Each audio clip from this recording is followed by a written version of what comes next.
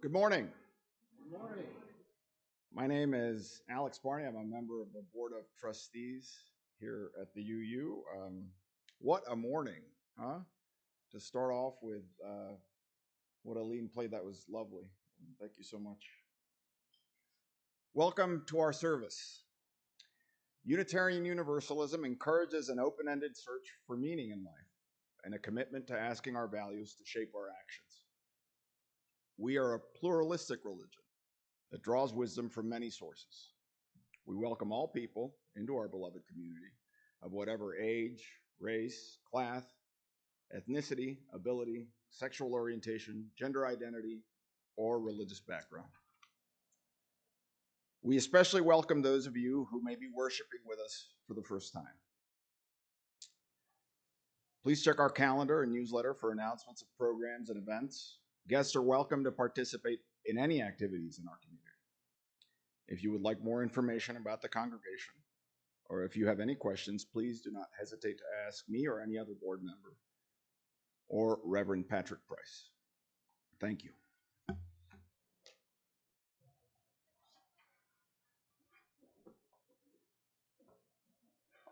I'd like to invite Lori McCullum up for the spotlight. Steve, you want to turn on the spotlights?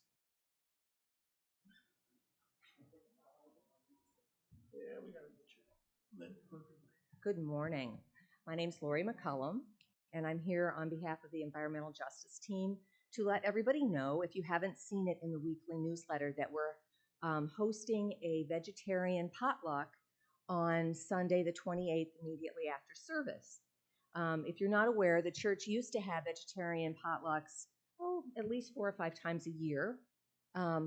This was probably at least 6 years ago, and then it started to fade because the folks who coordinated it moved away, and then during COVID, it just kind of disappeared. So we'd like to start that up again, and instead of having it on a weeknight or a different night of the week when participation's a little low, we thought we'd just do it right after church. If everybody could bring a dish to share, it would be great. You don't have to be a vegetarian to figure out a recipe. If you like mac and cheese, that works. If you have a favorite salad you could make, just don't put any meat in it. This isn't a vegan meal, so certainly dairy and eggs work. Deviled eggs would work. So there's lots of things you can bring. And I have a sign-up sheet that I'd like people, if they've thought of what they might bring, they could sign up, just so that we know we have a nice diversity between main dishes, salads, vegetables, and desserts. Although all desserts would probably be fine too. I also have brought with me today a plant-based cooking book, and if you wanted to look at recipes and just snap a picture of a recipe with your phone, that's something you could also do. I'll be downstairs helping with coffee after. Also, just wanted to bring to your attention, if you're unaware, if you haven't read the paper, about the recent controversy in Davenport about the Canadian Pacific and Kansas City Southern rail lines. Raise your hand if you're familiar with this controversy. The Davenport City Council and Bettendorf City Councils have passed agreements with the rail lines for the merger. I think they felt like they were kind of stuck between a rock and a hard place. That was a very difficult city council meeting on last Wednesday. But this is going to really change things environmentally in the Quad Cities as well as socially. It's an environmental justice issue because these rail lines are going to be transferring a lot of pollution that previously went across, a very different area of the country to all along the riverfront, a lot of which in big cities is more marginalized communities. And so there are going to be ongoing meetings to dispute this. If you're interested in attending one of those, there's one tomorrow night down at the Freight House Farmers Market at 6:30, and I know they'd welcome everyone in attendance. Thank you.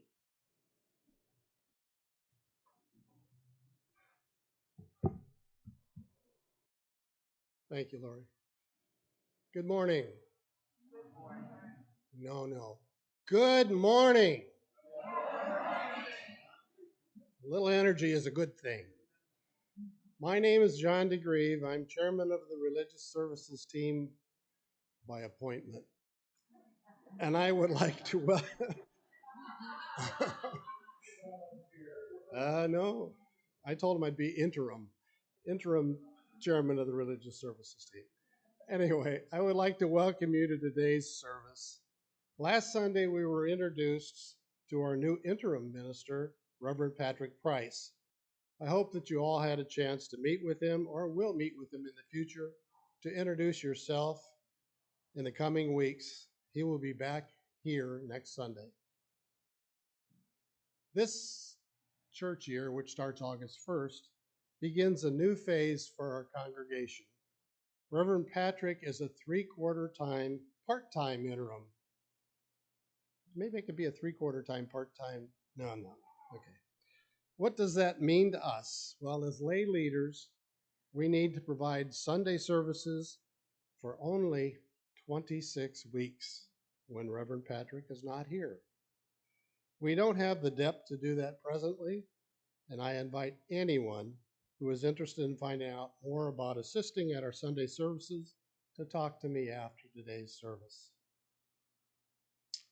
Today we are trying something new. We're going to have a video reflection. This is something being suggested by the UUA for congregations that do not have a full-time minister. So I invite you to stand up and to greet people around you and just bow and say good morning or welcome or namaste. Please rise and greet each other.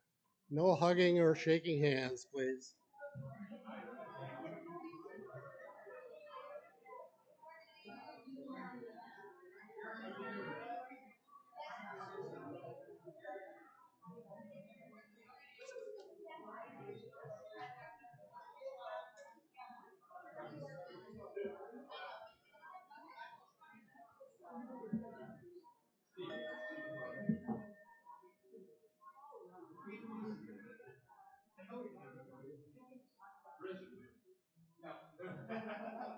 I forgot that if you give Unitarians a chance to move around the cabin, they do. Appreciate that. Back in May, when I led the service, I recognized those who were celebrating birthdays. So we need to catch up on a few months. Do we have any June birthdays besides mine? Mine is the 15th. What date? What date? 2nd. 7th? 10th? 19th. All right. July. Do we have any July birthdays? Dates? Wow. You're younger than I am. Yes. 27th.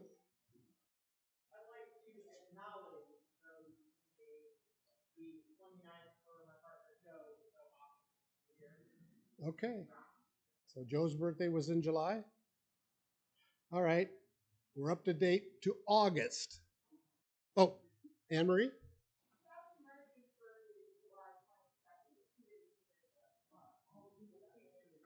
Okay. She said July 20. All right. August. Oh, that's older than me. All right. August. Mike? 16th. We know that Daryl's was yesterday, Daryl Toady. And Alice Martin's was yesterday. Anybody else? We don't want you to be left off. All right. Yes. Well, that's this month. Okay. We want everybody to be recognized for their trip around the sun. They made it one more year, and they're off starting again. So let's wish them a happy birthday. Happy birthday to you. Happy birthday to you. Happy birthday, everyone. Happy birthday to you. Thank you for catching us up to date. Our opening song this morning is your gray hymnal, number 38, Morning Has Broken. We're singing all three verses. They will be on the monitor. So please rise in body and or spirit and sing along.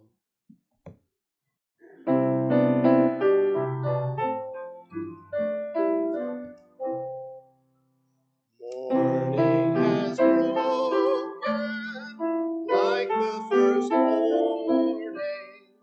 Blackbird has spoken like the first bird.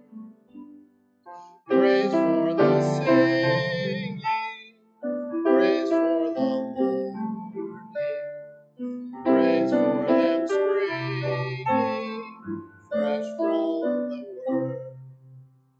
Sweet the rain falls, sunlight from heaven, like the first dew fall on the first grass. Praise for the sweetness of the wet garden, sprung in completeness where God's feet pass.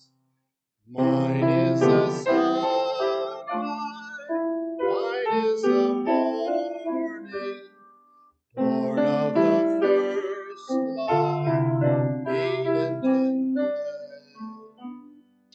Praise with elation, praise every morning, God's recreation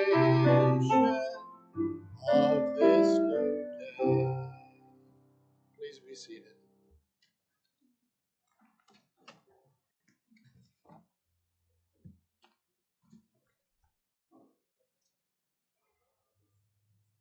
It's time for our chalice lighting. I just want to point out that our chalice was created many years ago by a member of our congregation. The base of the colored glass, as you can see, represents people. The people of this church, past, present, and future, that uphold our community. The shape of the vessel that holds the globe, but also contains under the edge of it etched symbols of our many religious sources. The source of the fire is oil. The wick is glass. It does not burn, it just draws up the oil for the flame. It is unique and beautiful, and I invite you to view it sometimes in the future without knocking it off the stand. Our chalice lighting words are in your order of service and on the monitor. As usual, they are not the same, so you're going to need to read along.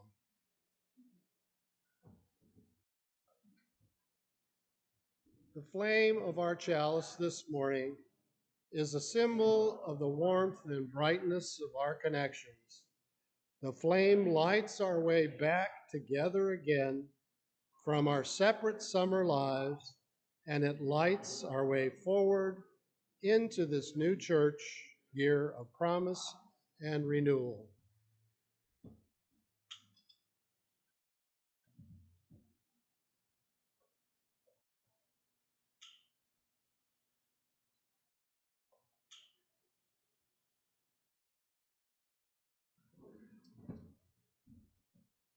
A few months ago, my wife Jan and Anne-Marie Tody decided to decorate the table to my right with sunflowers in the colors of Ukraine to help remind us of the disaster that is taking place in Ukraine and the suffering of the Ukrainian people. In May, we added their colors to our maypole and also added a larger candle representing our solidarity with the Ukrainian people and for all peoples of all wars. So I again invite you to recite the words. There we go. We light this candle in solidarity with the people of Ukraine in their suffering and struggle, yearning for peace and for people of all wars.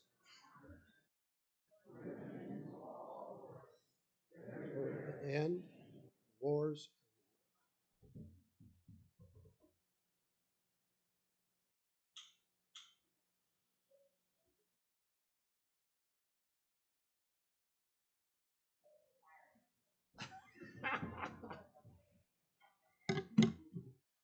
Yeah, hope we did too. Well, it says in your order of service that we have words for all ages, but Aubrey decided to get COVID this week, so their kids are downstairs, and we wish her well and quick recovery. So sliding on down, we're moving to the offertory. Each week, we invite you to experience the spiritual practice of generosity. Our weekly offering is a display of our commitment to this free congregation and our local community. We share 50% of our non-pledge offerings from this collection with a nonprofit organization. This month's recipient is the Unitarian Universalist Service Committee. The UUSC advances human rights and social justice around the world, partnering with those who confront injustice and oppressive policies. Their work is grounded in the belief that all people have an inherent power and dignity. Please be as generous as you can. Once the basket passes, if you feel so moved, we invite you to come forward and light a candle to mark a joy or sorrow in your personal life. And if you lit it off the big Ukrainian candle, that would be nice too. So let the sacred time begin.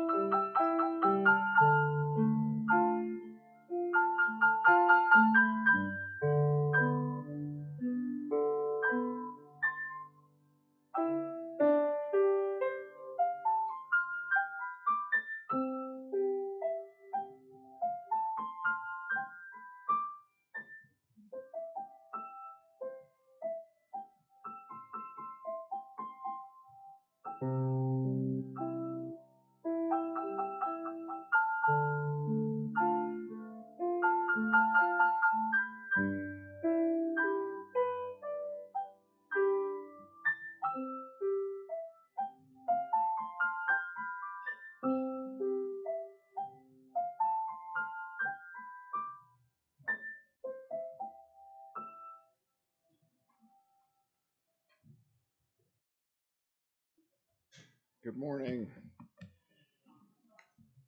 Again, I'm Alex Barney. I'm up here now as a member of the pastoral care team. Um, the team assists the pastor in extending care to any member of the congregation who is in special need. We do this by walking with you as you navigate life's challenges. As we gather today, we're aware of hidden joys and sorrows in all our hearts. In this time of sharing, we take a moment to read from the book of Joys and Sorrows, those personal life events you have chosen to share with us. First, I have a joy from someone who didn't put their name, who just said, I like my first impression of Reverend Price.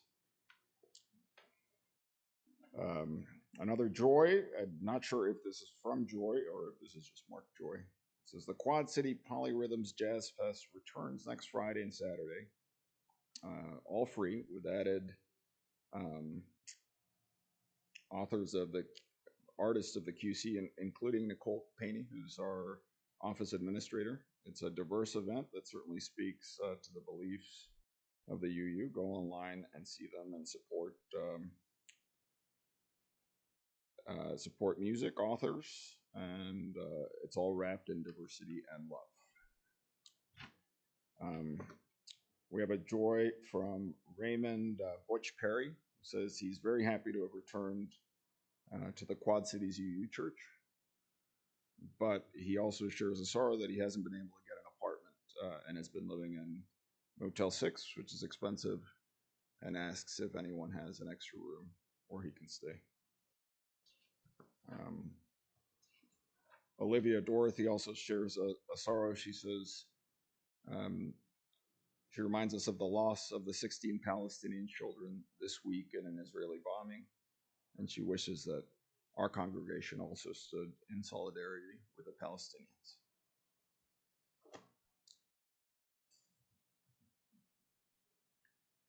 Let us become aware of the energy that brings us together in beloved community as we share a time of silent meditation. May we open our minds and hearts to a place of quiet, to a silent prayer for the healing of pain and the balm of love.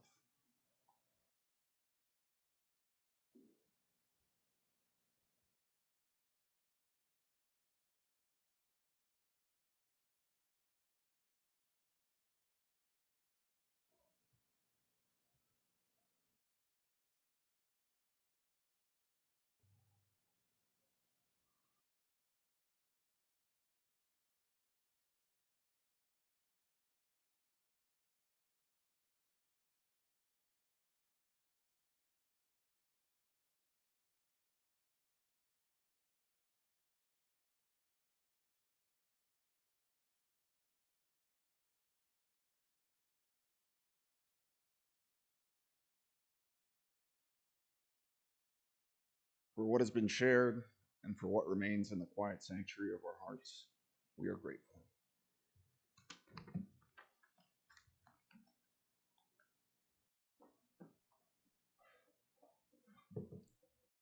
Now I'd like to invite up for our special music, Karen McClintock, flutist, and Aileen Birch on piano.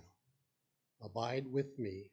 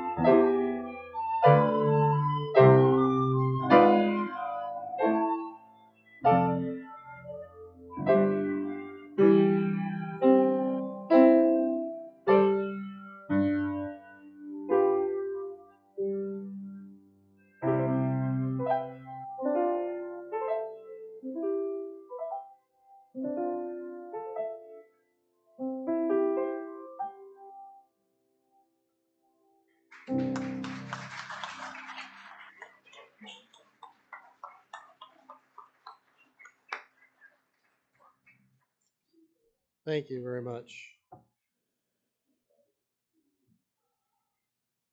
Our video reflection today was taken from the closing liturgy of the June's Unitarian Universalist Association General Assembly. That's a mouthful. UUAGA. It was held in Portland, Oregon.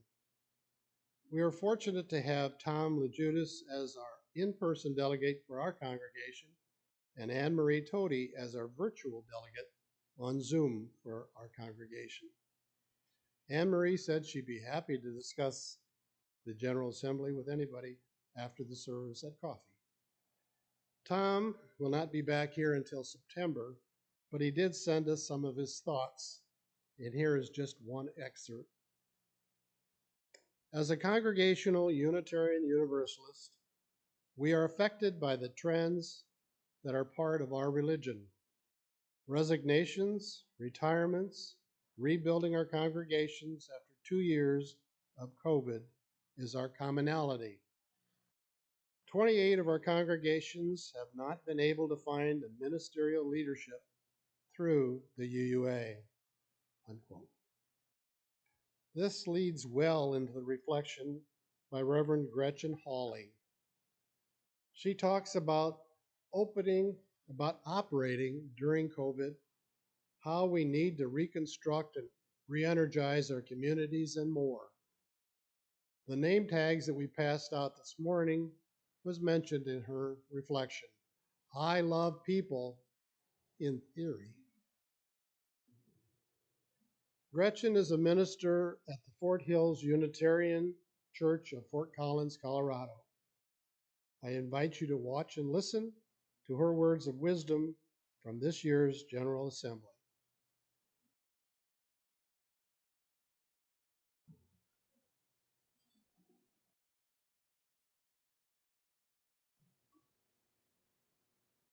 It was March 2020.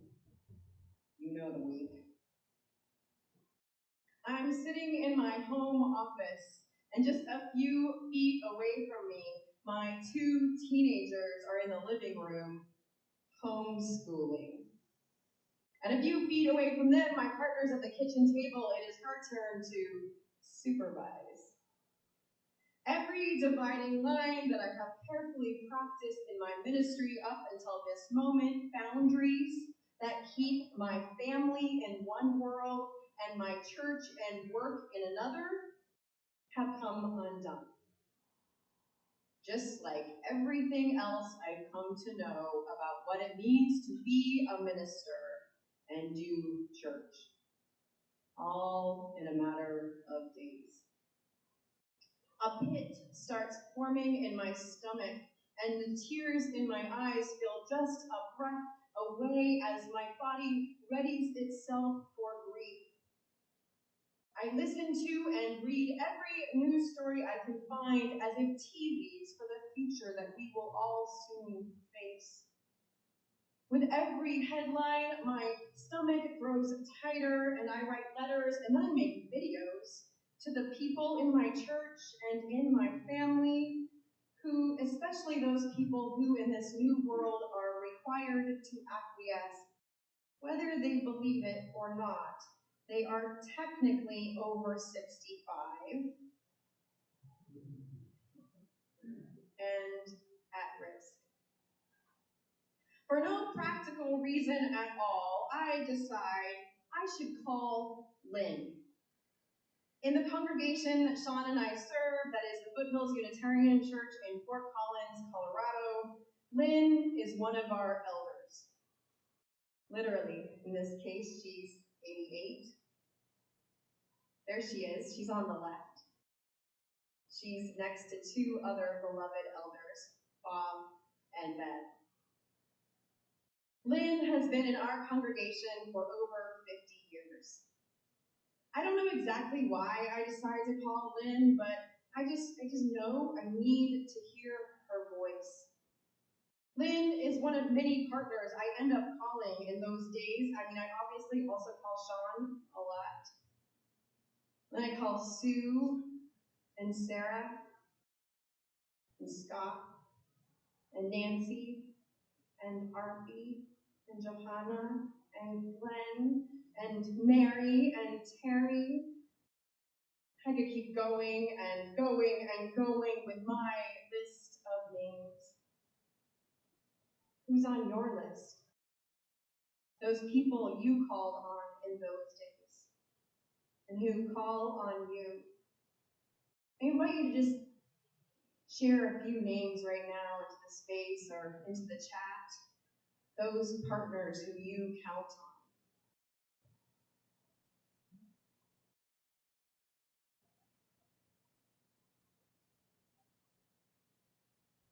In those days, there was this whole web of checking in just called into being.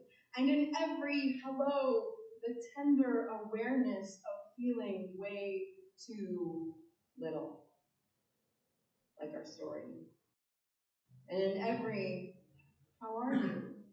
The humble surrender of not having any freaking idea about any plans. Except also there was this trust, this automatic response into a steady practice of turning to each other, our partners, who were at least company in the chaos, even though none of us knew when or if the storm would pass. It is, after all, the call that saves us, and the checking in on each other that connects us with something greater, that love that abides. The voice on the other end that says simply yet powerfully, we are still here. We survived. In those days when we had no idea what it would mean for us to do church, at least not as we had known it for decades or even centuries, in those days we knew most clearly how to be the church. We knew to make the calls, we knew to give the money, and we knew to show up in ways that were for more than just ourselves. We also knew we need to learn things we'd never known and really never wanted to know. We also knew that we'd have to be okay with being uncomfortable, maybe for a long time. The only good news was that at least it would be over by the following May, when the UUA promised that we could get back to normal. Just kidding, Susan. Mostly.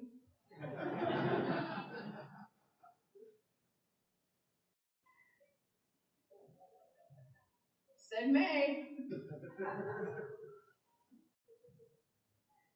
Most of all, in that total disorientation, we knew we needed help. Not just from within, but also beyond our congregations. The covenant among our churches was never more alive than in those days. As lay folks and professionals and UUA staff and community ministers and partners in our community, especially the disabled community who had so much to teach us in this time, all of us were in on an ongoing conversation where no one had all the plans, everyone felt too little, and yet we knew we had a big thing worth doing, and our partners were counting on us, and so we could not give up.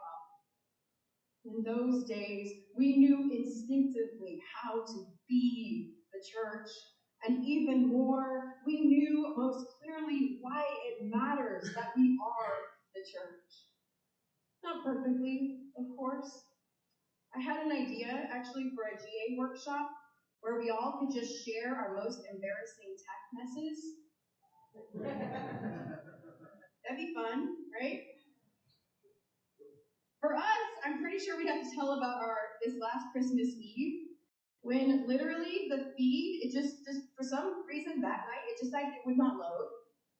And then it loaded, and then there was no sound. And then, oh right, I actually can't even tell you about it because I wasn't there because my family had a COVID exposure 2 days before. Yeah, it was horrible.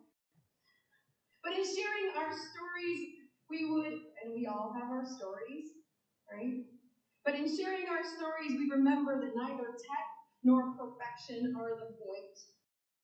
The people are the point, and the partnership with each other and with God, that's something greater, and the deal we make to keep trying, that's the point. And we did it. We are here. We are here. And we survived.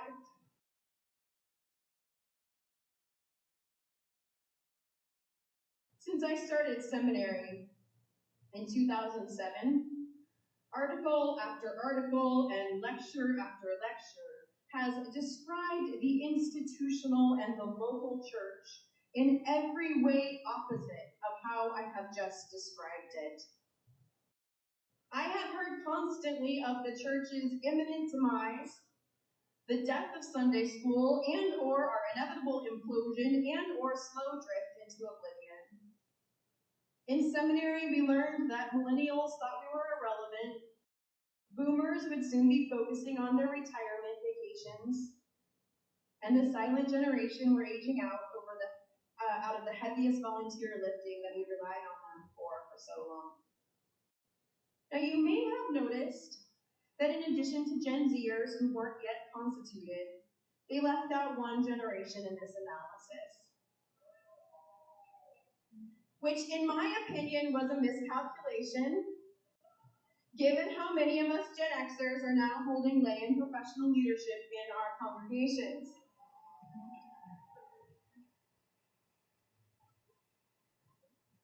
To quote Nirvana, oh well, whatever, never mind.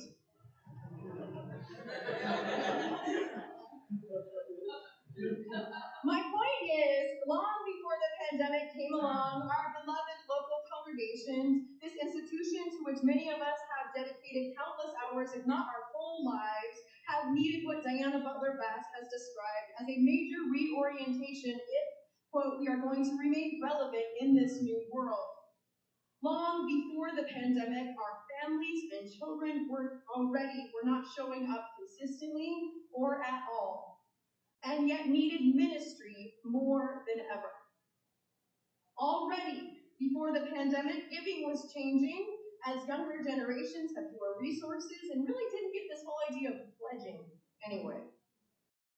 Already, we needed to be fully and fluidly present both online and in person, even though we really had no idea what this even meant.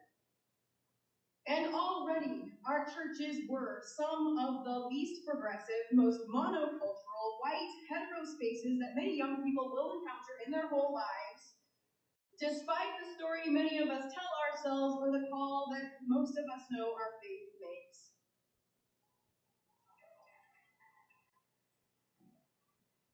Long before the pandemic came, our congregations already needed to change, and they were already at risk. I don't mean, though, at risk of closing, especially those of you in our smaller congregations. You're kind of like that tiny mint plant that I planted in my backyard. It just survives even the heaviest snows. But more, I mean that we were already at risk of forgetting that why that was so clear to us in those early days of the pandemic. And that were also so clear to us in the early days after Trump's election, or in the early days after 9/11, or after George Floyd was murdered, or after the floods took everything, or at any of those days when the bottom drops out from the middle of our lives and we know we cannot do it alone.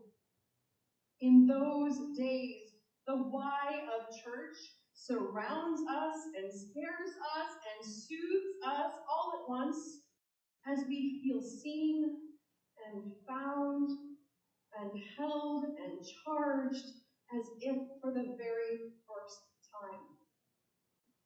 This feeling, this ministry is the promise of the local Unitarian Universalist Church with the not radical, still radical idea that we are all in this life together at its center. And when the crisis comes, we know this promise so well. We feel its urgency and its call, and we instinctively say yes. It's just on the other days, when the crisis fades and we are back in ordinary times, we all too often forget. Or what's more true is that we have our hearts broken enough times that we choose to forget. As Sean said, churches are human enterprises. And to give yourself to a Unitarian Universalist congregation is to say yes to disappointment, or worse. And so we lose faith, we get tired, we stop going or we keep going resentfully. We shrink our dreams or grow bitter or numb or all of the above, especially in these days.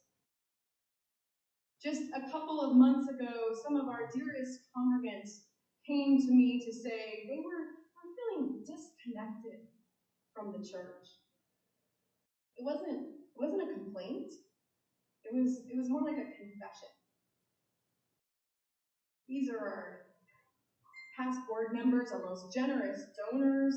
Just a few years ago, they could not have imagined their lives without our congregation. And yet here they were, feeling like they just weren't sure about any of it anymore. And they aren't alone. In the intervening days and weeks and what felt like decades between early 2020 and mid-2022, a lot of us have become familiar with this sense of disconnection. Not just because of the pandemic, with its polarization and politicization and that pit in our stomach that we never had time to tend to, but also because of the rise of white supremacy and fascism as it replied to what many of us believed was progress in creating a truly multicultural, multiracial democracy. And then alongside that, the climate crisis has come in close, which in my area now means we have wildfires in December. And in yours might mean still trying to recover from the last storm when the next one comes. The combination of all of these collective forces constitute for us a moral injury, a trauma. And yet we are pushed to keep going. We push ourselves to keep going, get back to work, even while death and extinction surround us and threaten us daily. We are encouraged to return to normal as if the last 2.5 years were like a blip in a Marvel movie. We have survived. And also, we are not the same. Whatever notions we had of the world being finished, or at least on its way, have come undone. Whatever notions we had of we being the ones to finish it have come undone. In so many ways, our churches, our association, the institutions around us have come undone. There is so much work to do, so much ministry needed, and we are so small, so tired, and so in need of ministry ourselves. Is it finished yet?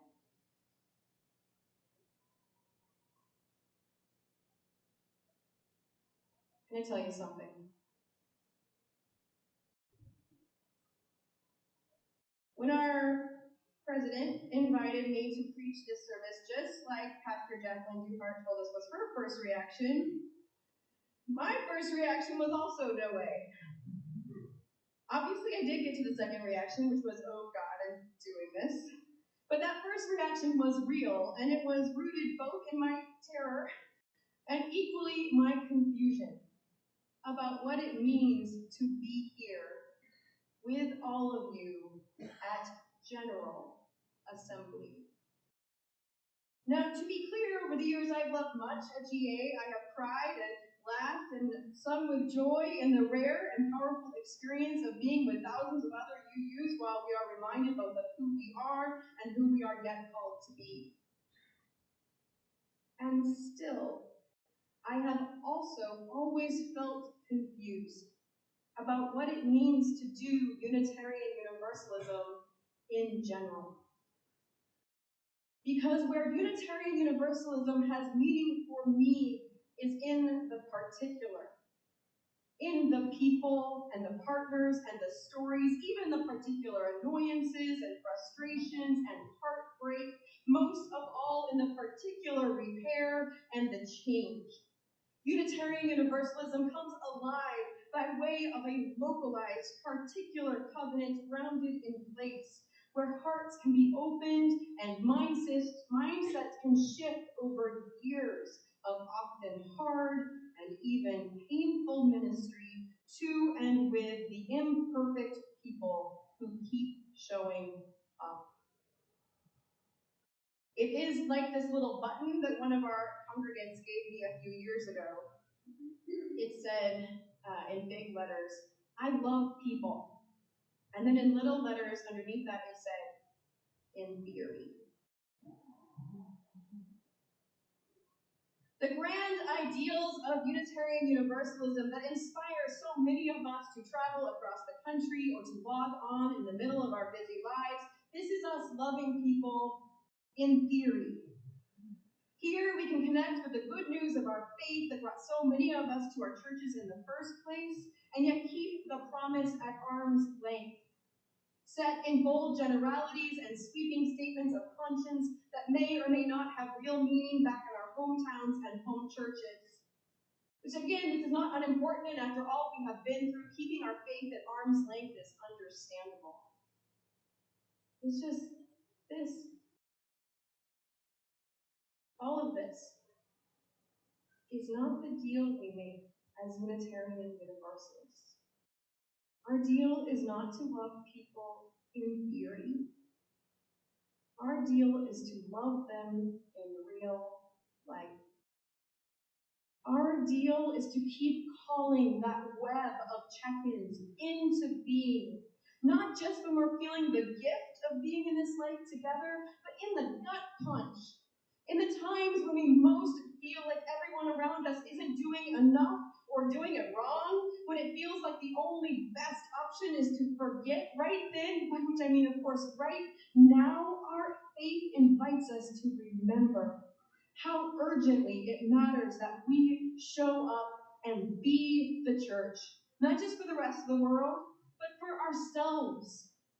Not just for ourselves, but for that something greater. Because without the people being the church, there is no church. And without the local church, there is no Unitarian Universalism.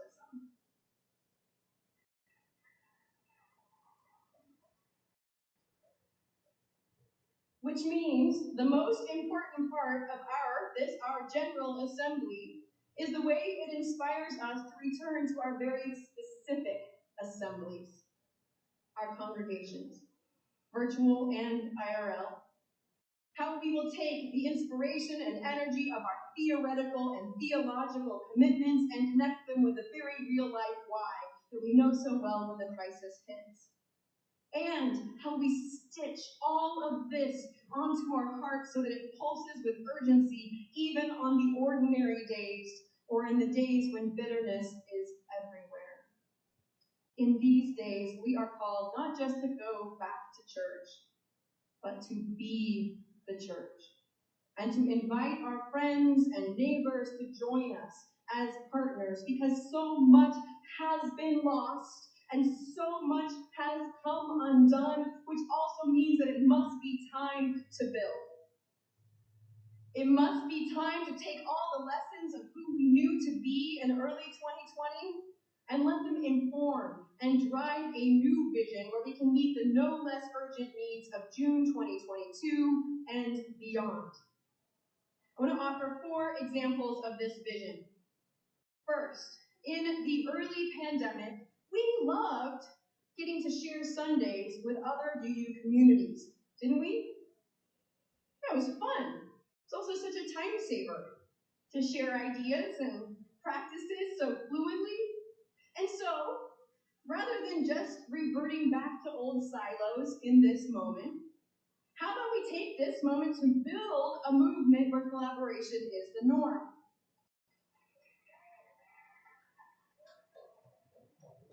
Because it is possible we don't actually need 1,000 separate membership committees,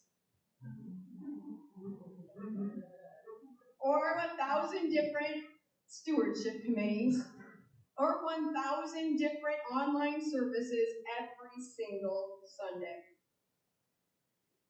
Example 2. In the early pandemic, we knew how critical our local congregations are, how essential they are. And so maybe in our new collaboration, we will build new congregations or plant new campuses, especially in communities hardest hit by COVID or farthest away from abortion access, or in states currently criminalizing gender-affirming care for our children.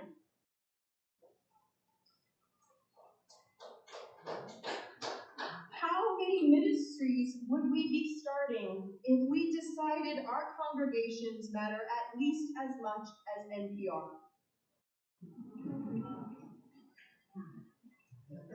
Or Planned Parenthood? And don't they?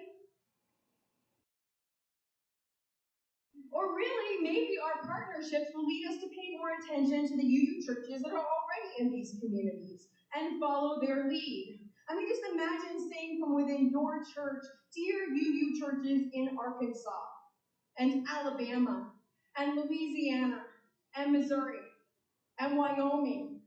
Now, I know Wyoming pretty well. It's very close to Colorado, so let me pause here to be very specific. Imagine saying from within your congregation, dear friends in Casper and Cheyenne and Laramie, Wyoming. We know that Unitarian Universalism is urgently needed in your communities, and we believe your churches are the best way for our faith to be made real. Thank you for your work on reproductive justice and trans inclusion.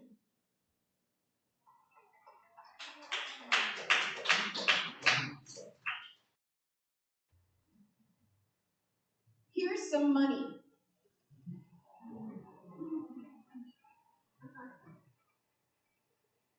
Do with it what you need to grow your church. We are praying for you. We are here for you because we are partners, all of us, and we can't give up on this big thing, this deal we make to love people in real life. And yes, that is the Reverend Leslie Key, who serves both in Casper and Laramie, Wyoming. This photo is of her at the abortion clinic that she and her church are starting to help start in Casper right now as a way of fighting the trigger laws in her state.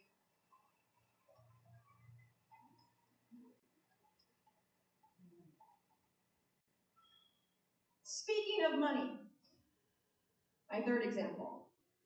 Early in the pandemic, we knew that the quarantine impacted people differently. Some people lost jobs. Some people couldn't get out of their homes. Some people were totally fine. And the generosity that I saw during that time was phenomenal in our churches. Suddenly, it's like we understood that giving in our churches could be a radical act of equality and social justice. Or at least it can be when we meet our big dreams with big giving. But this is not the conversation happening in most of our churches right now. We are not talking about building a vision with big dreams. We're talking about cutting it, pulling back on ministry because people have pulled back. But if we are even going to approximate that vision that we have now stitched upon our hearts, then we are going to need to stop spending hours in budget meetings talking about how we can find $200 or even $2,000. We cannot wait for the church to meet the longing we have and then give. It is our giving that makes that longing a reality.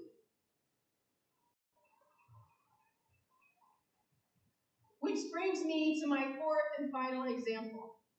In the crisis of 2020, what was clear more than anything was that there are a million places where people today can get great content. What people need more than anything now is great belonging. And the good news that we remembered in 2020 is that this is literally what Unitarian Universalists most have to offer. Our part of finishing the world is the practice of relationships, transformational relationships, accountable relationships, steadfast relationships. And so as we build, let's build up the practices of covenant that help us love each other in real life. Let's learn and teach a different way of checking in with each other. Not just with the people that we already know or who are like us, but beyond that. To ask ourselves who we haven't called, haven't considered, aren't yet in relationship with. And where checking in includes not just offering comfort, but also telling the truth in all its complexities and contradictions, where it includes uncovering where we have failed each other and ourselves. And it includes asking for help and receiving help and praying together, healing, which sounds sweet, like let's heal, but actually it's really hard and painful. But this is what our covenant actually requires, the hard work of healing in real life, repair, reconciliation, and recovery.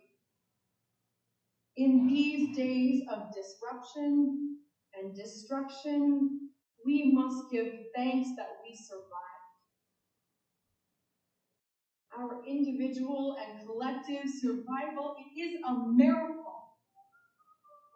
And survival is too small a dream for our big faith. On these days, we must build a bigger dream for our world and for ourselves. We must remember the deal we make as Unitarian Universalists, group by group, congregation by congregation, partner by partner in these little rooms and these sacred promises. We are big enough. And besides, our partners are counting on us, so we can't give up. Let's keep on finishing the world. Amen.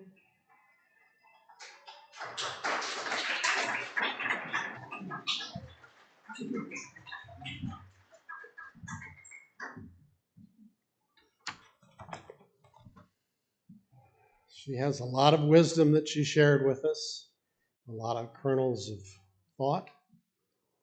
But we do need each other. We need to reconnect each other after being closed for 2 years. We need to heal. We need to recover. So now I invite you to stand in body and our spirit and join with us in our closing song, When Our Heart is in a Holy Place, number 1008 in the Teal Hymnal.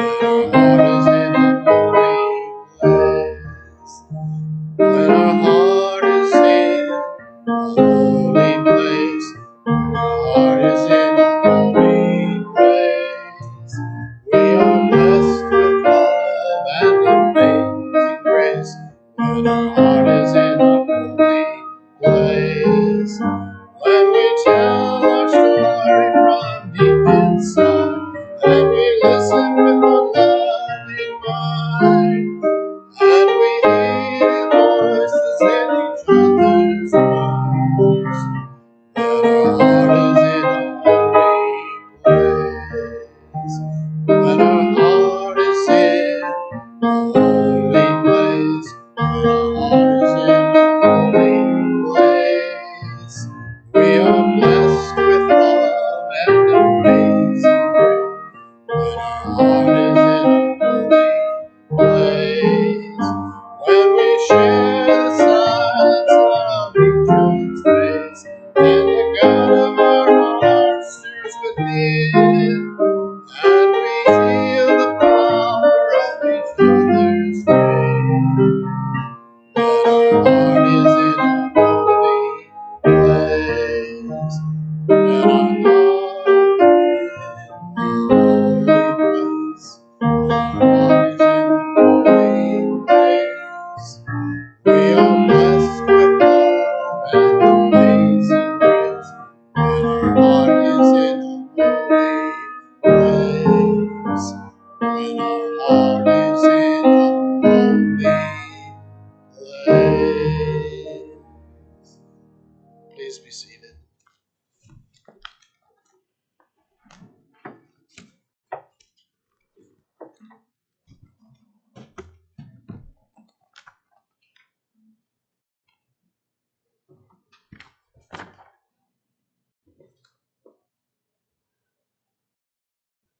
It's time to extinguish our chalice.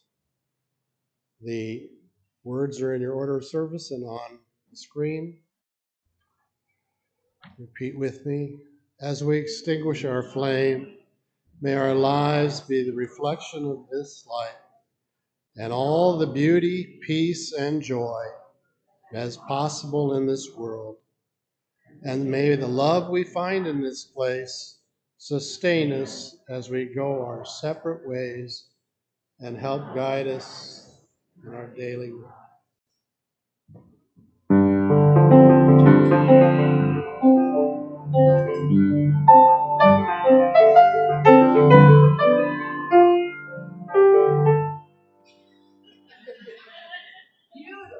It's beautiful, but there are some closing words I got to sneak in here. I'm sorry.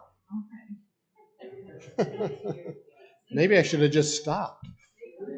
Yeah, we'll look forward to it. Thank you for celebrating with me today. For a while, we were able to meet and reconnect and become community again. We greeted each other. We wished friends a happy birthday. We sang songs, lit our chalice and the Ukrainian candle. We acknowledged personal joys and sorrows and listened to beautiful flute and piano music. And we experienced for the first time as a congregation a video reflection. Today marks the beginning of a new church year and a new day for us as a congregation. Reverend Jay handed us the baton of leadership back in May after 11 years. We have to decide what kind of church that we're going to go forward with as. We have acknowledged this is a relay race, and we are sharing that leadership in that marathon with Reverend Patrick. But we do, and where we go is up to us. The COVID years of do it for me are over, and the new day requires all of us to re-engage, participate again. We can do this hard thing. I invite you to pick up the baton of leadership and to create something amazing. Thank you.